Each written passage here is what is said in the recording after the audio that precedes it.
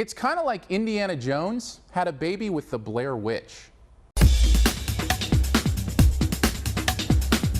As Above, So Below is the latest horror found footage movie to creep its way into the multiplex. This one focuses on a treasure hunting gal taking on the quest of her father to find the elusive Philosopher's Stone.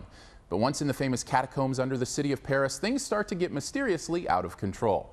All of this, of course, is caught by the many cameras of the documentarian that is with them. Because really, in this day and age, apparently horror movie and found footage film are practically synonymous.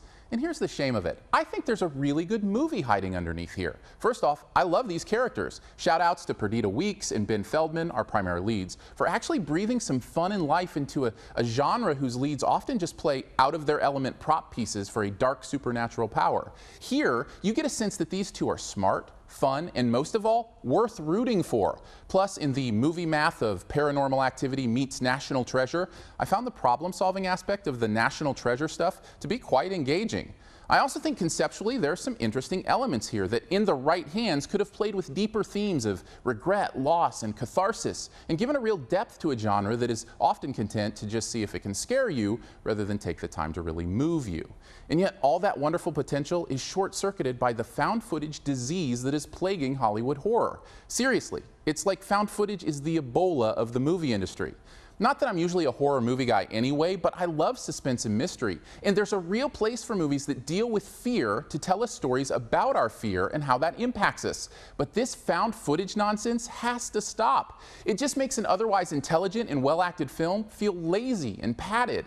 Now, I understand that there's something inherently creepy and intense about seeing some of these images as if they were shot by the actors, but guess what? You can still use some of that stuff. There's no reason you can't make a legitimate movie and still include some in-film footage. And that would have worked beautifully here. I truly believe if this movie had been tweaked to be a more prototypically shot and staged Hollywood flick with some added caught-on-film moments, there might have been something really interesting and fun here, where the camera and shot selection was allowed to be part of the storytelling instead of a forced gimmick that by the end is distracting and almost laughable.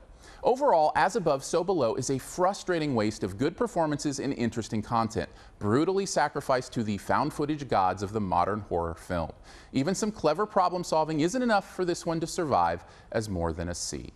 Thanks for checking out this Your Movie Friend review. You can stay tuned for this review's best ever challenge here in a bit. But first, I want to throw some stuff up over here you can click on. If you'd like to subscribe, which I'd very much appreciate, you can do that by clicking the big gray subscribe button. Want to see more? Well, you can also check out my review of the Pierce Brosnan flick, The November Man. It's also out this week. You can also click the logo right up here to go to the all-new YourMovieFriend.com, where you can find a searchable database of reviews, as well as the written text of these videos. And finally, this review's best ever challenge. This is where you name the best movie ever in a particular category, and also try to identify my choice. What is the best movie set underground ever? Personally, I have a thing for the one with Bill Murray as the underground lord of his minions. Drop your own answer and a guess at mine in the comments, and the first person to guess mine does get a point. Thanks, and please subscribe.